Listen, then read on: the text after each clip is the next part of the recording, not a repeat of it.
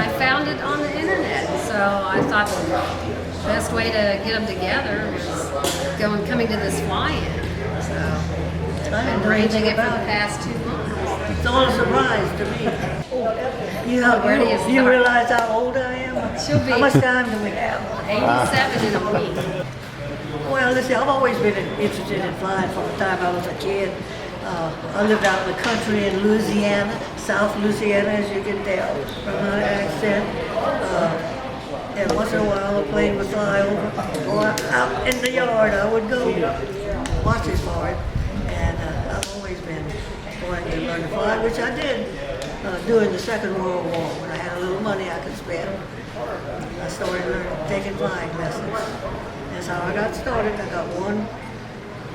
First I got my private pilots, and then I got my commercial, then I got the instructor graded. That's how she put herself to college. Yeah, not quite, but started out anyway. Under the GI Bill, remember, they could take fly. GIs could learn to fly under the GI Bill. I joined the Marine Corps, but that was right didn't know it but near the end of the war. And I was scheduled to go into training at a certain time. They dropped the atom bomb, and that was the end of that. Everything came to a screeching halt. So I never did really get in to get my training, but I got discharge papers for fidelity and obedience. Honorable, that is, an honorable discharge. But I never did go into training. I guess my most memorial, of course, would be flying up to Alaska. It was a pretty long trip. And it took us about 2 weeks, but we would stop and stay a while in certain places.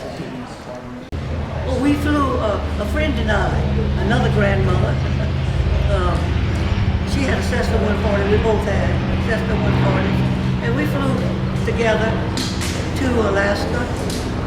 And I sold my plane up there. And it was a really easy task because they have a shortage of planes up there. And they happened to be having I think it was the 4th of July flying in at Anchorage.